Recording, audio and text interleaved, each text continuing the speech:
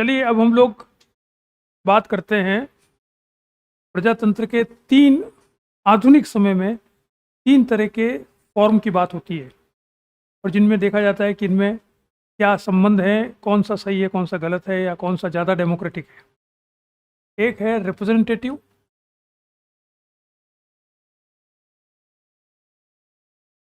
एक है पार्टिसिपेटरी,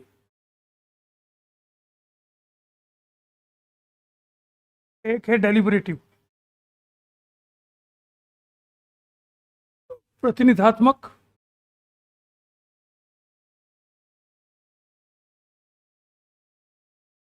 सहभागी, विमर्शीय।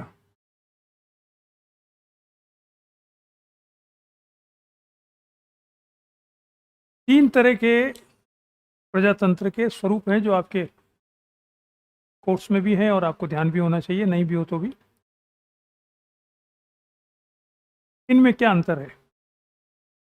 एक बड़ा जो डिवीजन था वो तो देखा था हमने प्रत्यक्ष और अप्रत्यक्ष में। तो प्रत्यक्ष तो अलग हो गया, अब ये तीनों ही अप्रत्यक्ष है कुछ हद तक, और कुछ हद तक जो बाकी दो हैं इनमें प्रत्यक्ष के कुछ एलिमेंट इसमें आए हैं, तो मैंने बताया अप्रत्यक्ष में भी है।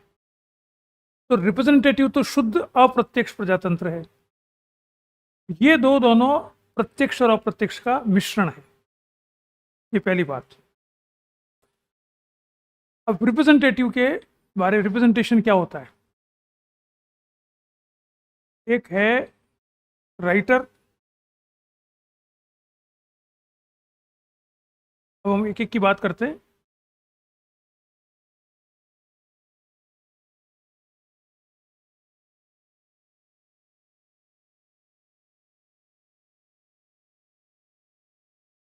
एन्ना पिटकिन, द कॉन्सेप्ट ऑफ रिप्रेजेंटेशन, 1967। ये आधुनिक समय में, समकालीन समय में सबसे ज़्यादा महत्वपूर्ण विचारक मानी जाती है, स्कॉलर मानी जाती है, जिसने रिप्रेजेंटेशन के बारे में बात की है।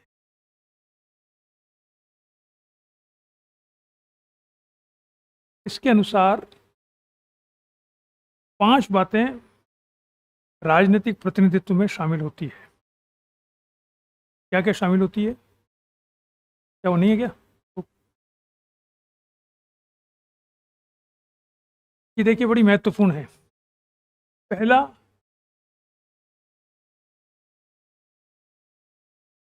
someone that is representing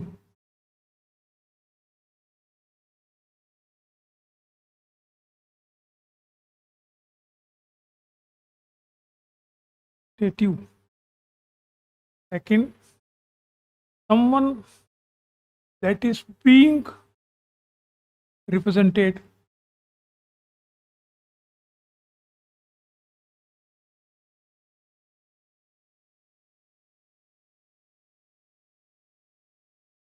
Third is something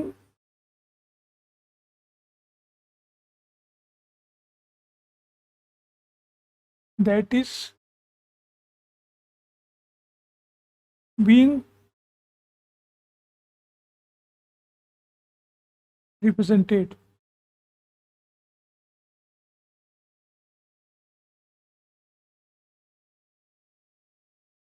Opinion or interest.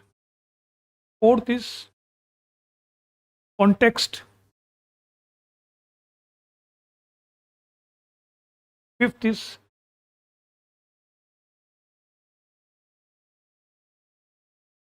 that is being left out. ये देखिए इसने बड़े ही विस्तार से पर बात की है।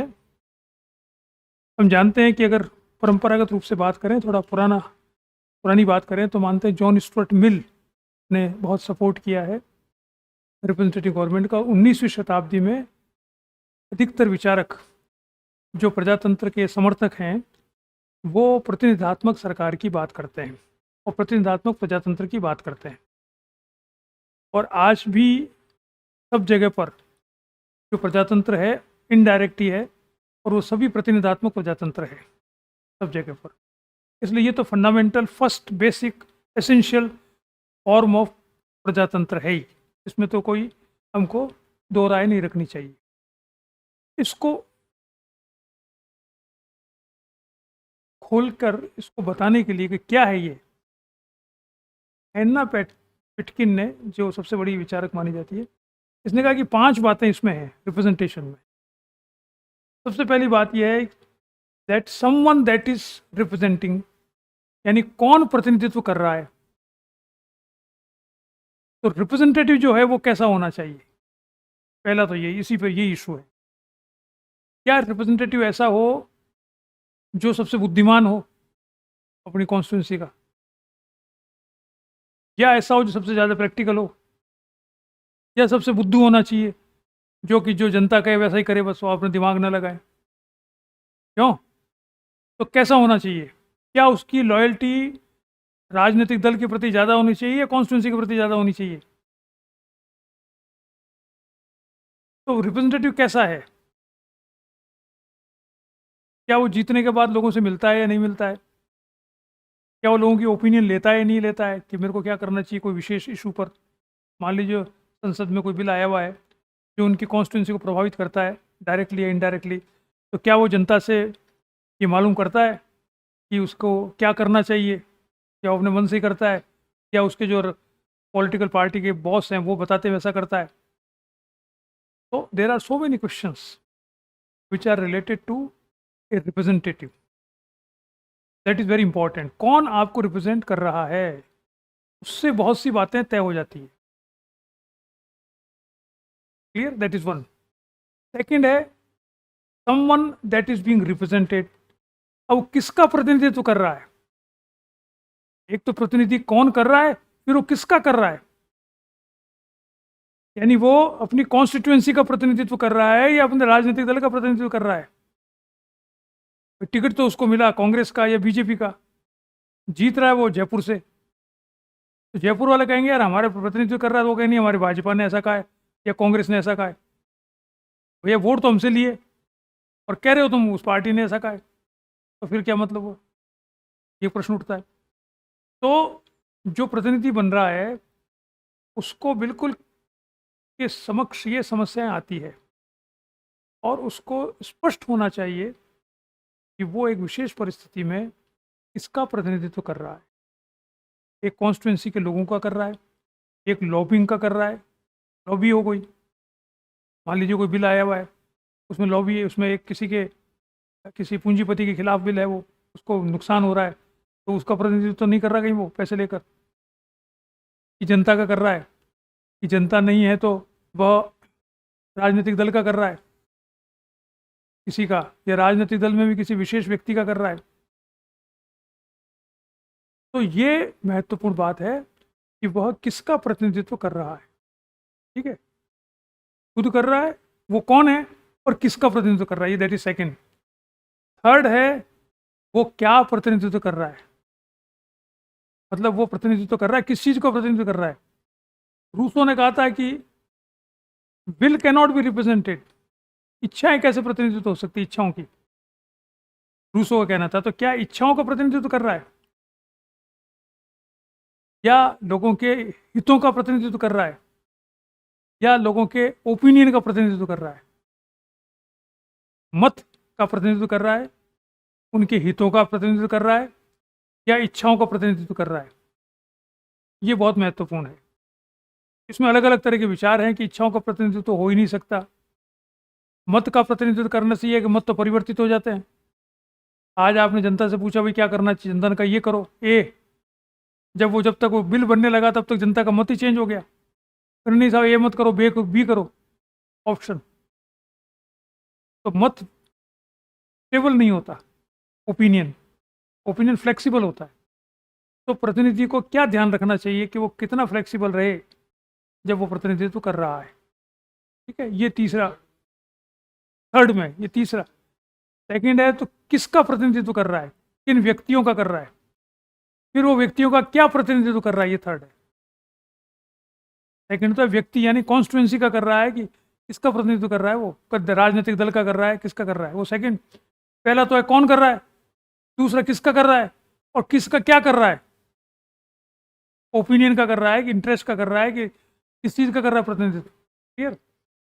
फोर्थ यह है कि कॉन्टेक्स्ट क्या है प्रतिनिधित्व करने का, उसका जो वो है कि वो विधानसभा में कर रहा है कि लोकसभा में कर रहा है, कि राष्ट्रीय आपदा चल रही उस समय कर रहा है, कि विप जारी हो गई उस समय कर रहा है, कैसे कर रहा है, कॉन्टेक्स्ट तो पता हो। What is the political context, कौन सी पृष्ठभूमि है जिसमें वो कर रहा है, क्यों। एक बात, सामान्य समय में वो जिस चीज़ को है सपोर्ट करता है, वो हो सकता है असामान्य समय में सपोर्ट ना करे, नहीं करना चाहिए उसको।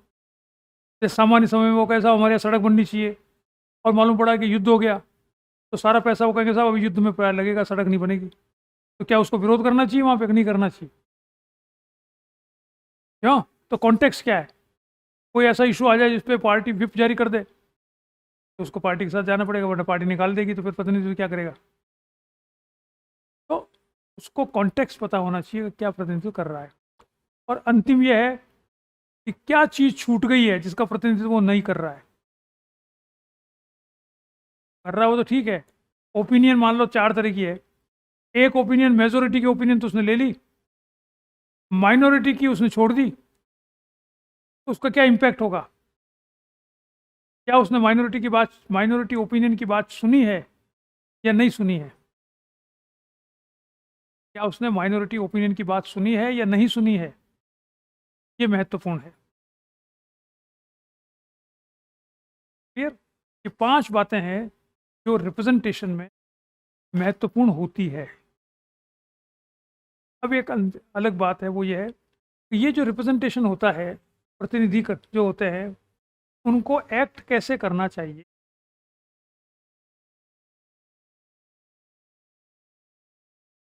दो तरह के विचार हैं। एक तो विचार ये है कि वे रिप्रेजेंटेटिव जो होता है, ये पहला तो है डेलीगेट है या ट्रस्टी है। डेलीगेट है या ट्रस्टी है, इसमें क्या अंतर है। डेलीगेट का मतलब होता है कि जनता ने एक को चुनकर भेजा, ठीक है, और जब चुनकर भेजा तो उसको ये कहा कि भैया आपको ये काम करना है, इसके लिए चुनकर भेजा है, वही काम करोगे आप। जैसे आपने देखा कि गांधी जी आपने पढ़ा है और पढ़ोगे आप कि वो जब दक्षिण अफ्रीका में थे तो वो इंग्लैंड गए तीन जने, के बाद वापस आते समय उन्होंने हिंद स्वराज लिखी थी। तो तीन लोग वहाँ पे जो लोग थे हिंदुस्तानी जो संघर्ष कर रहे थे, उन सब ने चूज करके कहा कि ये हमारी समस्या है, इन समस्याओं को इंग्लैंड के पार्लियामेंट के लोगों को बताना है जाकर। तो वो उन्होंने मसौदा बनाया, उसको अप्रूव कराया कि भाई ये बातें करेंगे हम। तो what were they were delegate. वो जो उन्होंने जिस पर सहमति थी, वो तीनों लोग जाकर उन्होंने वही बात करी। ये नहीं वहां जाकर करे यार ये तीन में से एक बात तो गलत है, इसको कैसे करें, क्यों। वो जो पांच बातें 10 बातें जो उन्होंने सब सहमति से बनी थी पत्र, तो देवर डेलीगेट। आज भी आपके आता है सरकार के पास डेलीगेट जाते नहीं जाते, एक पर्टिकुलर ग्रुप के इंटरेस्ट को लेकर जाते हैं। तो वो 20-30 लोग किसको रिप्रेजेंट कर रहे हैं, किसानों को। अब उन किसानों में से वो 20-30 वहां जाके कह यार उनको छोड़ो, अपन तो ये दूसरी बात कर रहे हैं। वो थोड़ी करने नहीं आ रही है। अब मेरे को समझ में आया क्यों वहां जाने पर वो आर्ग्यू करेंगे सरकार आपकी, उनके अपने आर्ग्यूमेंट होंगे। ऐसा थोड़ी कि वो कह रहे हैं कोई हम नहीं करना चाहते, वो भी तो कहेंगे नहीं साहब ये गलत है, सही है, तो आप कन्विंस्ड हो जाओ, अरे यार ये सरकार तो सही कह रही है यार, अपन गलत है। तो they are, you are not delegate, you are suppose to represent the interest of the persons you represent, तो यू आर डेलीगेट। तो जो प्रतिनिधि होता है संसद में, वो क्या कैसे एक्ट करे, या तो डेलीगेट की तरह करे। इसका मतलब यह है कि जिस जनता ने चुनकर भेजा है, उस जनता के इच्छाओं के अनुरूप कार्य करे, अपना दिमाग न लगाए, ये कौन, किसने कहा था? ये इसका सबसे बड़ा पुरजोर समर्थक कौन था? वो था जेम्स मेडिसन।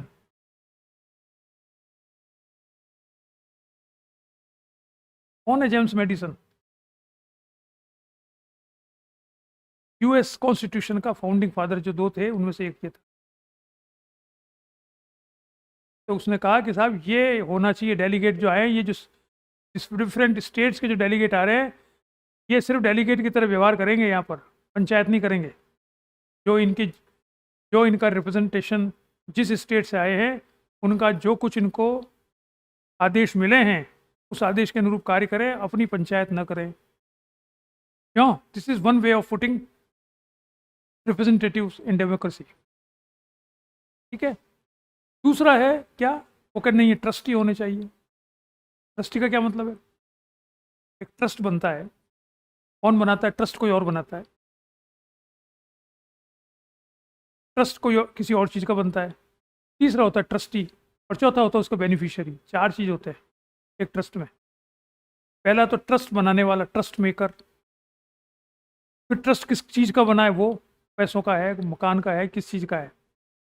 थर्ड, उसका देखभाल कौन करेगा कि जिस काम के लिए बनाया है, जिसको बेनिफिट मिलना चाहिए, उसको कौन देखेगा कि उसको इसका बेनिफिट उसी को मिले जिसके लिए ट्रस्ट बनाया गया है।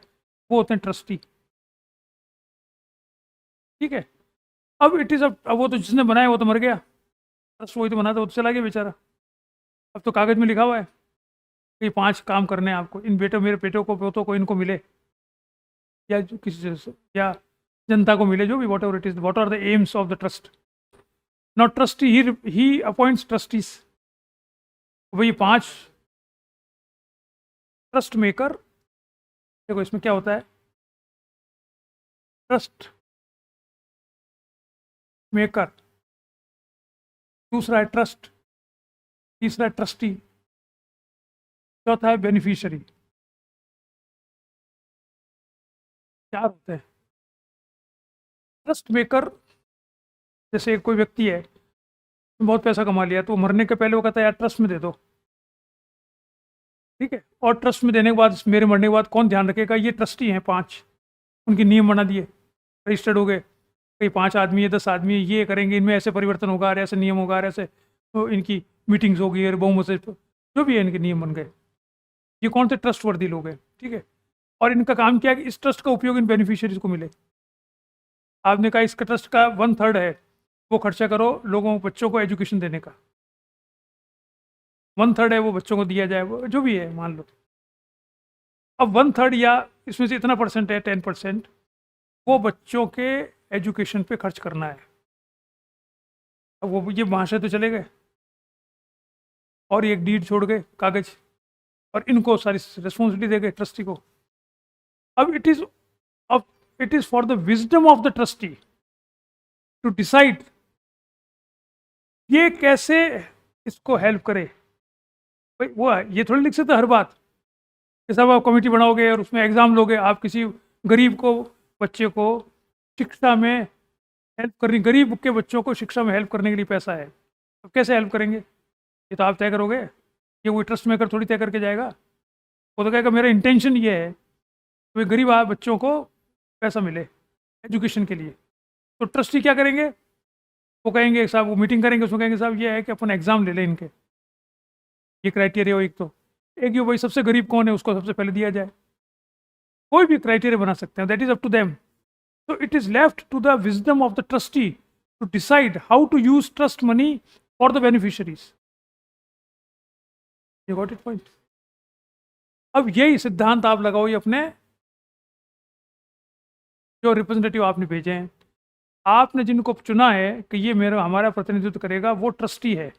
इसका मतलब we have faith in the wisdom of this person. कोई गधे को थोड़ी चुना है, सबसे बढ़िया आदमी है जो सबकी बात सुनता है, उसको सब लोग चाहते हैं, तभी तो वोट दिए उसको। बहुमत चाहता है, इसका मतलब उसमें अच्छा ही है कुछ, तो उसको वोट दिया है। सबकी सुनता है, दिमाग से काम करता है, अच्छा काम करता है, सबके हित में काम करता है, तब उसको चुन लिया। अब वो चला गया लोकसभा में, अब आप उसमें बंधन क्यों डाल रहे हो कि अब हमारे कहने से कर? भाई हमने तो, हमारे कहने से तो हमने तो वोट दे दिया, ए को दे दिया, बी को नहीं दिया।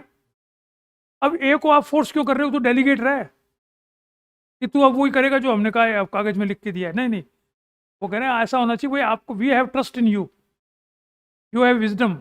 अब आप जो आपके दिमाग में सबसे अच्छा लगे, क्योंकि हमें आप पे ट्रस्ट है कि आप हमारे बेनिफिट में ही काम करोगे, तब तो दिया वोट, हमारे लिए सहायता, हमारे लिए अच्छा काम करोगे, तो इसलिए आपको वोट दिए, इसलिए आप जाइए और अपनी इच्छा से, अपनी विजडम से काम कीजिए, और अगर अच्छा काम करते हो तो 5 साल बाद हम आपको फिर भेज देंगे।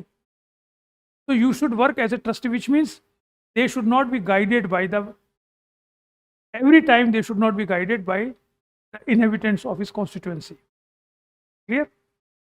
ये कौन कहता है? ये कहता है, कौन था वो कंजर्वेटिव? Edmund Burke.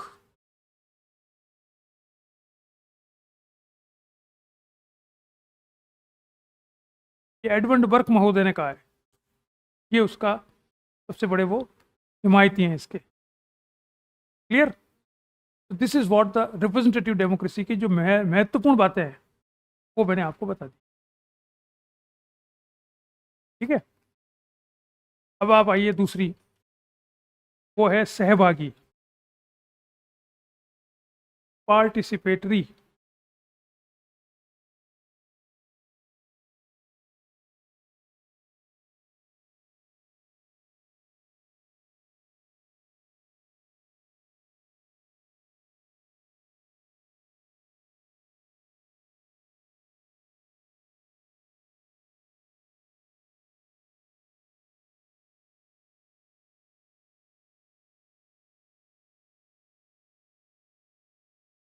सहभागी का क्या अर्थ है? सहभागी का अर्थ ये है, ये कहते हैं कि we represent the spirit of democracy, जो उसकी भावना है प्रजातंत्र की, उस भावना का प्रतिनिधित्व हम करते हैं। और इसके समर्थक है रूसो, इसके समर्थक जे एस मिल भी कहते हैं, इसके समर्थक है टॉकविले, इसके समर्थक है GDH कोल।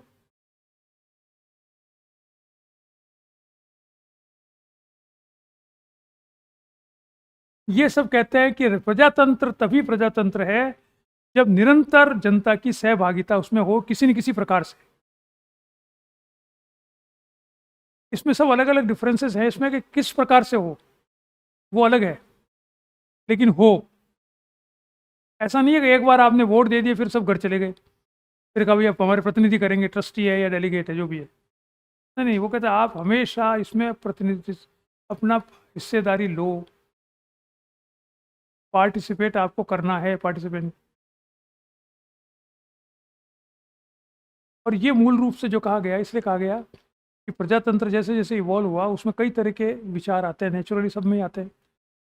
सेकेंड वर्ल्ड वॉर के बाद में एंटी कम्युनिज्म अमेरिका में बहुत ज़्यादा था नेचुरली, तो कम्युनिज्म ही एक बार उनके शत्रु रह गए थे। उसमें एक समय एक विचारक हुआ शुम्पीटर, ठीक है, उसने कॉन्सेप्ट दिया, किताब भी लिखी थी, फिर उसने कॉन्सेप्ट दिया मिनिमम डेमोक्रेसी।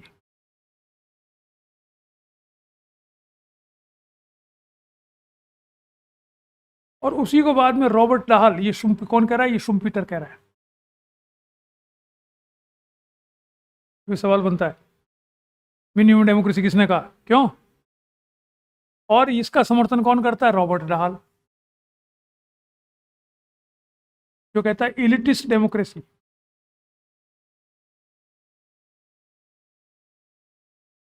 स्टेटमेंट है ये इसका स्टेटमेंट है, मिनिमम डेमोक्रेसी। ये इसका एलिटिस्ट डेमोक्रेसी, ये भी स्टेटमेंट है। ये मानते हैं कि साधारण जनता प्रजातंत्र में शासन करने योग्य नहीं होती है, इसलिए उनको जनता की उनको भागीदारी नहीं करनी चाहिए।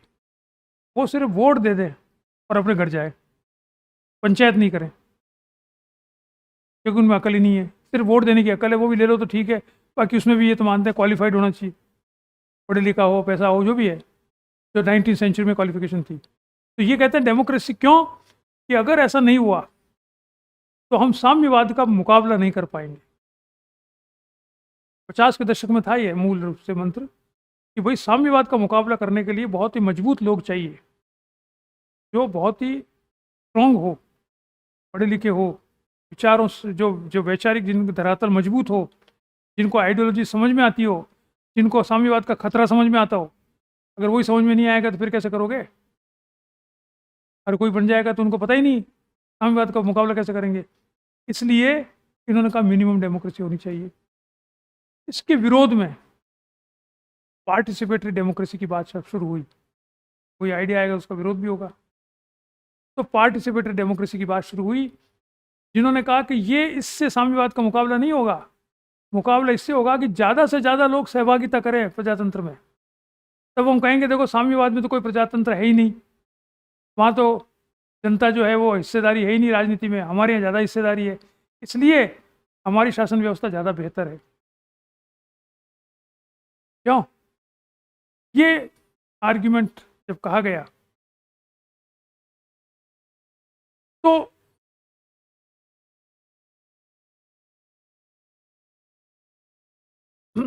पार्टिसिपेटरी डेमोक्रेसी को महत्व मिला। इसकी तुलना अभी हम करेंगे डेलिबरेटिव डेमोक्रेसी से भी की जाती है, लेकिन वो अलग है थोड़ी सी, वो बाद में करेंगे अपन। लेकिन प्रजातंत्र के बारे में इतने बहस हुई है, और विशेष रूप से ये जो आर्ग्यूमेंट है कि प्रजातंत्र की जो सबसे बड़ी कमजोरी है वो ये है कि शासन एफिशिएंट नहीं होता। जो प्लेटो ने कहा था मूर्खों का शासन, जो प्लेटो ने कहा था प्रजातंत्र मूर्खों का शासन है। तो मूर्खों का शासन अगर होगा तो वो सक्षम शासन नहीं होगा, एफिशिएंट शासन नहीं होगा। वो आर्ग्यूमेंट अभी तक चल रहा है, ये जो दे रहे हैं आर्ग्यूमेंट शुम्पीटर वगैरह, ये वही आर्ग्यूमेंट है। एलिटिस्ट डेमोक्रेसी होनी चाहिए, साधारण व्यक्ति शासन करने योग्य नहीं है, उसको आप हिस्सेदारी शासन में चाहते हो तो उनसे वोट ले लो बस, इससे ज़्यादा उनमें काबिलियत नहीं है। और इसके चलते चलते अब स्थिति ये आ गई कि डेमोक्रेसी के जो लोग हैं वो ही कहने लगे कि डेमोक्रेसी ख़त्म कर दो, इससे अच्छा तो ये किताब आई है अभी जो आप के लिए मैं लिखना चाहता हूँ। इसका नाम है, एक महाशय हैं जेसन ब्रेनन,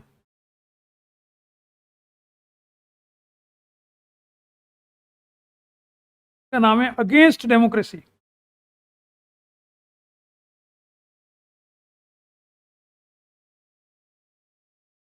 दो 2016 में आई, अगेंस्ट डेमोक्रेसी।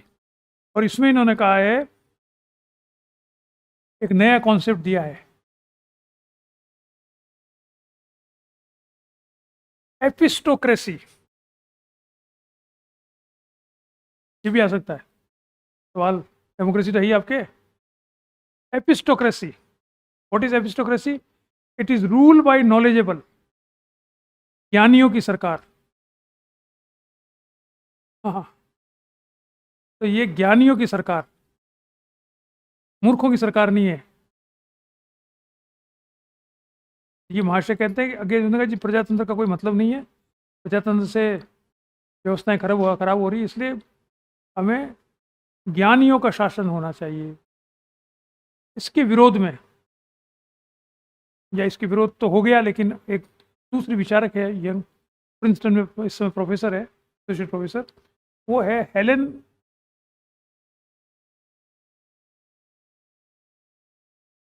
लैंडमोर।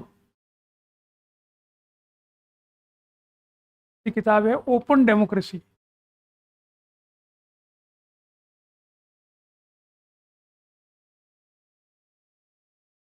ये 2020 में आई है। डेमोक्रेसी पे कई तरह की बात हो रही है कि डेमोक्रेसी कैसे बचाया जाए, कैसे अच्छा किया जाए वगैरह। तो एक सजेशन तो ये है कि डेमोक्रेसी को ख़त्म कर दिया जाए, कम कर दिया जाए, मिनिमम कर दिया जाए, क्वालिफिकेशंस डाली जाए उसमें, जिससे कि ज्ञानियों का शासन आ सके। ये जो है हेनरी लैंडमोर, इसकी बहुत अच्छी किताब है, बड़ी चर्चित हो रही है ये ओपन डेमोक्रेसी। इसमें इसने कहा कि to save democracy we should be more democratic. ये जो आप कह रहे हो प्रजातंत्र में समस्या आ रही है, वो इसलिए नहीं आ रही है कि लोग हिस्सा ले रहे, वो इसलिए आ रही है कि लोग हिस्सा ले ही नहीं रहे। जैसे जो चुनाव है उसमें लोग वोट ही नहीं डाल रहे, they are becoming indifferent, people are becoming indifferent, that is why democracy is in danger. ये दूसरा आर्ग्यूमेंट है विपरीत। ये तो कह रहे हैं कुछ लोग कि साहब बहुत लोग ये सब आगे मूर्ख शासन कर रहे हैं, इसलिए इनको रोको।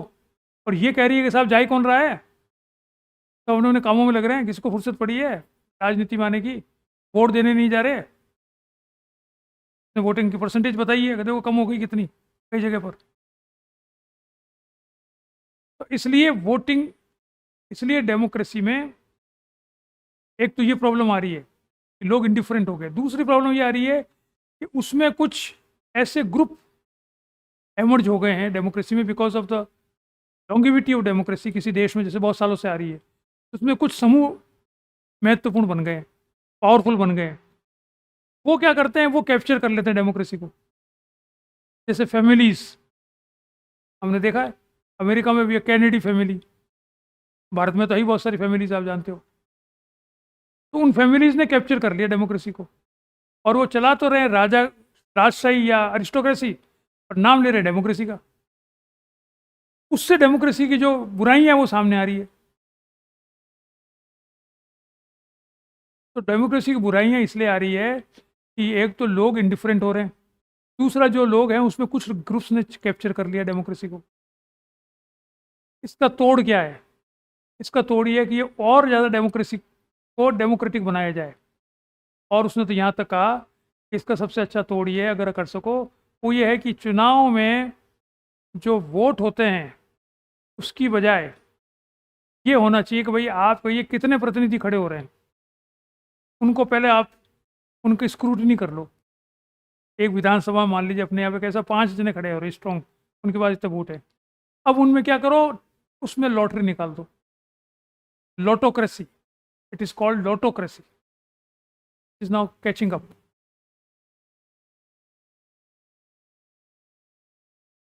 कि लॉटरी से क्यों नहीं बनाओ? जब आप कोई भी आदमी है, वो मानती है सब में समान विवेक है, उनमें से कुछ लोग हैं जो कि चुनाव में रुचि लेते हैं। हर आदमी तो खड़ा होता नहीं अपने, अभी जो कोई भाई अभी चुनाव होने वाले हैं, एक कॉन्स्टिट्यूंसी से 5 होंगे, 10 होंगे, 20, इतने तो होंगे। कॉन्स्टिट्यूंसी में तो लाख लोग होते हैं, 10 लोग ही तो इंटरेस्टेड हैं एमएलए बनने में, 15 लोग हैं, 2-4 तो ऐसे ही होते हैं, 4-5 लोग ही तो होते हैं जो वास्तव में जूझ रहे हैं।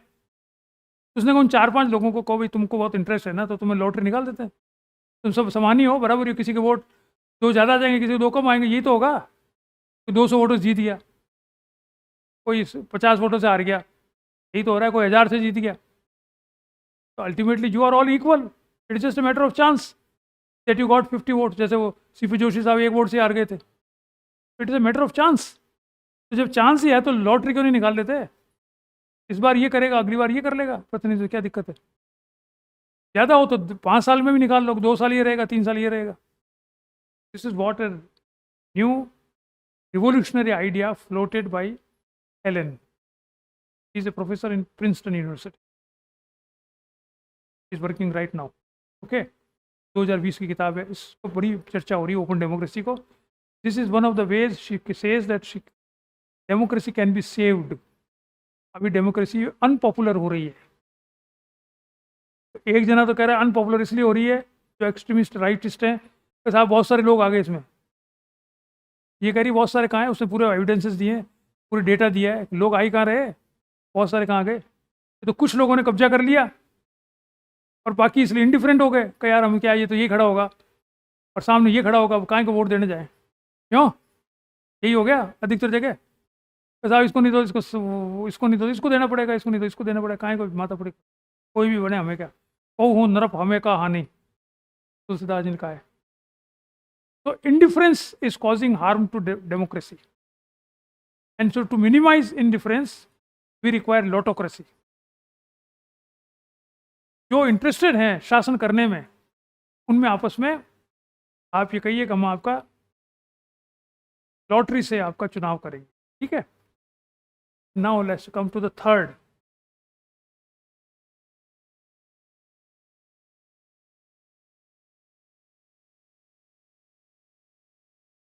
Third is deliberative democracy.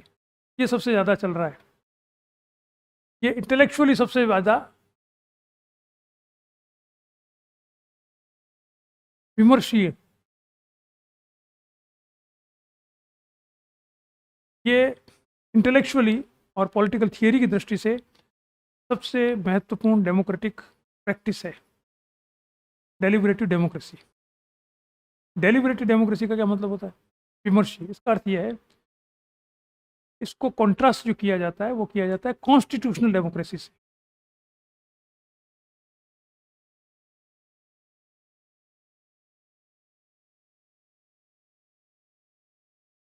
ये बात चालू हुई सबसे पहले कि जॉन रॉल्स जो विचारक थे, उन्होंने संवैधानिक सरकार की कल्पना की थी। आदर्श जो उनका था वो कॉन्स्टिट्यूशनल डेमोक्रेसी थी उनकी। एक कोई सिस्टम बना दो, वो रूल्स जस्टिस पर आधारित हो, उसके आधार पर एक ढांचा खड़ा कर दिया और ये सरकार बेस्ट है ये।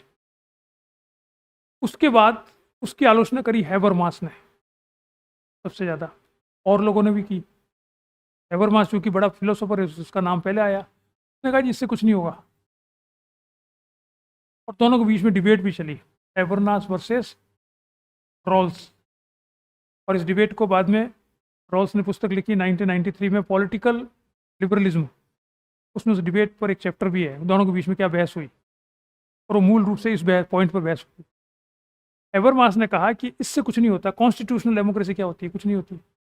अल्टीमेटली इसका मतलब तो आप, ये तो लिबरलिज्म है, ये तो उदारवाद है, संविधान बना दिया और उसके अनुसार चले, रूल ऑफ लॉ, और ये तो संविधान। तो फिर डेमोक्रेसी कहाँ हुई? डेमोक्रेसी में तो पार्टिसिपेशन होना चाहिए और जनता का हिस्सेदारी होनी चाहिए।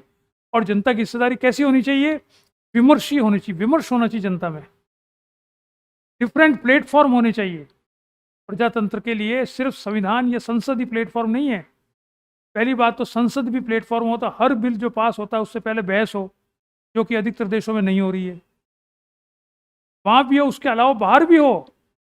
राजनीतिक दलों में क्या जो प्रस्ताव रखा जाता है संसद में, तो क्या राजनीतिक दलों में पहले बहस होती है? नहीं होती है, पता ही नहीं होता। तो राजनीतिक दलों में बहस हो। जो सिस्टम हो गया वो तो ये हो गया कि जो स्ट्रक्चर तो बनाया आपने, वो स्ट्रक्चर का कोई फॉलो ही नहीं कर रहा। स्ट्रक्चर तो ये भी है कि संसद में जो बिल रखा जाएगा उसकी एक कमेटी बनेगी, उसमें बहस होगी। वहाँ भी नहीं होती बहस। फिर बिल आ जाता है तब भी बहस नहीं होती, पास हो जाता है तो पता ही नहीं पड़ता जनता को। तो जब बिल बन के आ जाता है, लॉ बन के, तब पता पड़ता है। तो उसने कहा कि प्रजातांत्रिक, दिस इज नॉट प्रजातांत्रिक, this is may be liberal, you are doing legally everything, but this is not प्रजातंत्र। प्रजातंत्र में बहुत से प्लेटफॉर्म होने चाहिए जहाँ पर हर विषय, जो विषय संसद में जा रहा है, पार्लियामेंट में या सीनेट में, उसमें जो बिल पास हो रहा है उससे पहले उस पर अलग अलग ओपिनियन के बारे में बहस होनी चाहिए। कैसी? रेशनल। विमर्श का मतलब रीजनेबल, रेशनल बहस होनी चाहिए, विवेकीकृत बहस होनी चाहिए। और वो बहस कैसे होगी, उसके लिए जॉन रॉल्स ने एक कॉन्सेप्ट दिया था जो बेसिकली कांट का दिया हुआ है। उसने कहा था पब्लिक रीजन।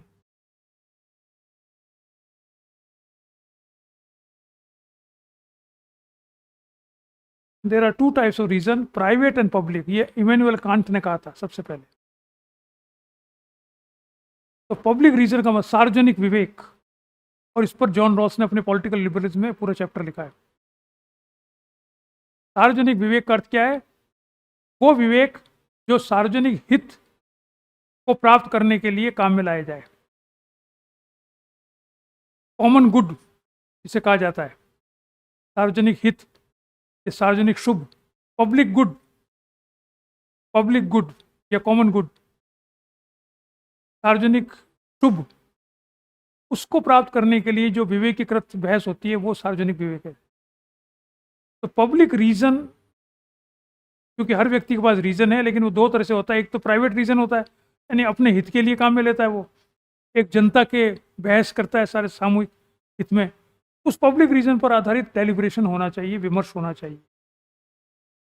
इस पे दोनों सहमत है, हैबरमास और रॉल्स दोनों सहमत है। तो रॉल्स ने फिर एक्सेप्ट किया कि भाई जो थियरी ऑफ जस्टिस 1971 में लिखी, उसकी लिमिटेशन है। अगर हम लिबरल स्टेट में जाएंगे, वो theory of justice is for all types of state, not necessarily liberal. लेकिन जब अगर लिबरल स्टेट में जाएंगे तो वहाँ पर विमर्श होना ज़रूरी है।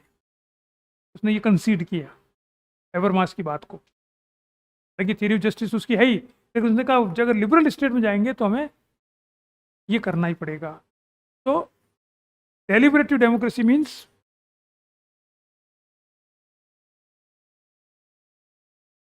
it is a deliberation in public on the basis of public reason. This word was coined किसने कहा है ये जो शब्द है डेलिबरेटिव डेमोक्रेसी, ये है एक भाई साहब थे जोसेफ हेम पिसेटे 19, हाँ पॉइंट, इन्होंने किताब भी लिखी बाद में, होती the mild force of, sorry mild force नहीं, माइल्ड वॉइस ऑफ रीजन 1994।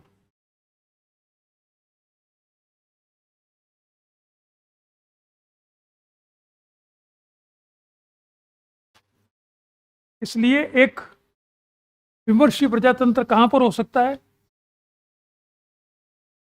इसकी क्या रिक्वायरमेंट है, इसकी 3-4 रिक्वायरमेंट है। कहाँ पर होगा ये? पहली रिक्वायर्ड है कि यहाँ पर क्या होना चाहिए, पब्लिक रीजन पर बहस हो, इमोशंस पर बहस नहीं हो, लड़ने लग जाओ आप इमोशंस पे, फीलिंग्स पर नहीं होगी बहस, इशू पे, पब्लिक रीजन पे बहस होगी। That is one point. आजकल जो होता है इश्यूज पर, वो क्या होती है, इमोशंस पर, इमोशंस पे नहीं होगी। दूसरा, इंस्टीट्यूशंस डेमोक्रेटिक होने चाहिए, नहीं लिखा नहीं, ये मेरे डेरिवेटिव्स हैं। डेमोक्रेटिक इंस्टीट्यूशंस होने चाहिए, यानी प्रजातांत्रिक संस्थाएं होनी चाहिए। कौन सी? संवैधानिक नहीं, गैर संवैधानिक भी बहुत से फॉरम होने चाहिए, एनजीओज होने चाहिए, इंस्टीट्यूशंस होने चाहिए, सेमिनार्स होने चाहिए अलग अलग जगह, अखबारों में होने चाहिए, लेख आने चाहिए, ये सब डेमोक्रेटिक इंस्टीट्यूशंस हो। तीसरा है, वो है कॉन्सेप्ट ऑफ पब्लिक गुड होना चाहिए, कि पता होना चाहिए कि सार्वजनिक शुभ क्या है, पता ही नहीं तो कैसे करोगे बहस। और कलेक्टिव विजडम,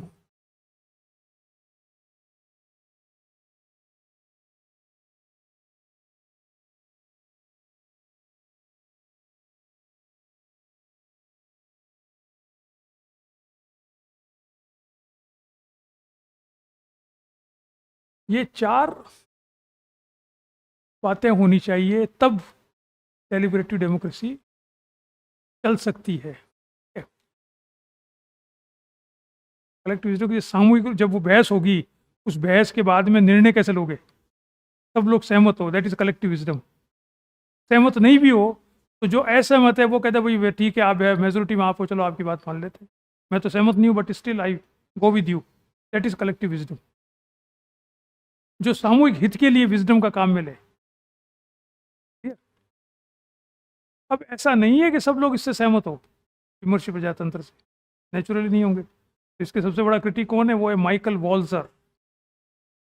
तो वॉल्जर का आप नाम जानते हो? वॉल्जर भाई साहब कहते हैं कि साहब ये तो ठीक है, डेलिबरेटिव तो ठीक है, लेकिन there are non deliberative elements of democracy also which are as important as deliberative elements. वो कौन से हैं? जैसे पॉलिटिकल एजुकेशन, राजनीतिक शिक्षा, डेमोक्रेसी चलाने के लिए जरूरत है राजनीतिक शिक्षा तो हो। लॉबिंग होती है, वो भी ज़रूरी है। फंड रेज कैसे होते हैं इलेक्शन में, वो भी ज़रूरी है। बार्गेनिंग कैसे करते हैं, वो भी ज़रूरी है। सब चीज़ें डेमोक्रेसी के एलिमेंट हैं, उससे डेमोक्रेसी के पार्ट हैं, उनसे चलती डेमोक्रेसी। तो there are non deliberative elements also which are as important as deliberative element. Deliberative democracy में सिर्फ एक ही तरह के पक्ष को बात की गई है, ऐसा बहस कर लो आप। और भाई बहस करने से थोड़ी चलेगी प्रजातंत्र, राजनीतिक शिक्षा भी देनी पड़ेगी, लॉबिंग भी करनी पड़ेगी, so many other things also. ये इसके क्रिटिसिज्म है। तो अंत में इसमें और पार्टिसिपेटरी डेमोक्रेसी में क्या अंतर है? उसमें पार्टिसिपेट करते हैं, हिस्सेदारी, सहभागिता, और विमर्श करते हैं, उसमें क्या अंतर है? पहला अंतर तो यह है कि deliberative democracy is a special type of participation. Participation तो ये भी एक वोट दे के आ गए, क्यों? इसमें यह है कि विमर्श करना है आपको, हिस्सेदारी ये नहीं है कि वोट दे के आगे घर पे बैठ गए, आपको सार्वजनिक विवेक से बहस करनी है, तब आप ये कर पाओगे, प्रजातंत्र को मजबूत कर पाओगे। Clear? So it is, there are two elements. One is विमर्श, डेलिब्रेशन इज नेसेसरी, पार्टिसिपेशन में नहीं है। Second, deliberation should be based on reason, वो भी पार्टिसिपेशन में नहीं है। पार्टिसिपेशन तो ये एक जुलूस में निकल जाओ हल्ला करते हुए, पार्टिसिपेट कर रहे हो पॉलिटिक्स में, क्यों? इरेशनल। इसमें रेशनल होना चाहिए और डेलिब्रेशन होना चाहिए, विमर्श होना चाहिए। ये दो बातें होने पर हम मानेंगे कि आपने विमर्शीय प्रजातंत्र का किया है काम। तो ये आपका जो तीन प्रमुख तरीके के आजकल पॉलिटिकल साइंस की दृष्टि से प्रजातंत्र के स्वरूप हैं, उसके बारे में हमने बात की। क्या क्या? Representative, participatory and deliberative. Clear? तो कोई प्रॉब्लम? चलिए आज इतना देखते हैं, कल प्रोज एंड कॉन्स तो देख लेना यार। डेमोक्रेसी में ऐसा कोई, मैंने बता दिया प्रोज तो cons, major pros and cons क्या है। प्रोज तो ये है कि जनता की सहभागिता होती है, जिनके लिए आप कानून बना रहे हो उनको सहभागिता होना से बहुत बड़ी सुविधा होती है, उनको मालूम रहता है जो नीति बना रहे हो, कानून बना रहे हो। और नेगेटिव ये है कि अधिकतर उसमें काम धीमे चलता है, उसमें बहस ज़्यादा होती है तो काम धीमे चलता है, नॉन एफिशिएंट होती है, ये माना जाता है। बट स्टिल डेमोक्रेसी, प्रजातंत्र अब तक की, ये कहा गया कि सर्वश्रेष्ठ शासन प्रणाली नहीं है, लेकिन इससे बेहतर अभी तक खोजी नहीं गई। Democracy is not the best of the government, but there is no other government which has been invented which is better than it. इसलिए प्रजातंत्र इतने देशों में है, जो प्रजातांत्रिक नहीं है वो भी प्रजातंत्र का नाम लेते हैं। हम प्रजातांत्रिक का अर्थ वो मानते हैं कि जनता की सहमति है बेसिकली। वो क्यों कहते हैं प्रजातांत्रिक है? डिक्टेटर भी कहता है प्रजातांत्रिक हूँ मैं, क्योंकि उससे लगता है कि जनता की सहमति है, चाहे आपने एग्जैक्टली ली है या नहीं ली है वो अलग बात है, लेकिन सहमति है जनता की, इससे मैं चल रहा हूँ। इसलिए प्रजातंत्र 20वीं शताब्दी में चूंकि ये इक्वलिटी को भी सबसे ज़्यादा प्रमोट करता है। एडल्ट फ्रेंचाइज जो है वो क्या है? वो समानता का एक आधार है। तो आज 21वीं शताब्दी में समानता बहुत बड़ा वर्च्यू माना जाता है, सिविक वर्च्यू, स्वतंत्रता से भी बड़ा, कि सब लोग समान हैं। क्यों? क्योंकि सब रेशनल हैं, सब एजुकेटेड होते जा रहे हैं। तो इसलिए समानता और प्रजातंत्र साथ साथ चलते हैं। जहाँ असमानता है वहाँ प्रजातंत्र नहीं चल सकता, क्योंकि प्रजातंत्र समानता है। इसलिए भारत में कहा गया था कि ये कैसे चलेगी, जाति प्रथा तो असमानता पर आधारित है, ऐसा कहा गया। तो फिर ये जब प्रजातंत्र कैसे चलेगा? लेकिन फिर भी चल रहा है, ठीक है ना। ये मुख्य रूप से, इसलिए प्रजातंत्र पर आपका हमारी बातचीत यहाँ पे समाप्त होती है। आगे फिर कल और देखेंगे। नमस्कार।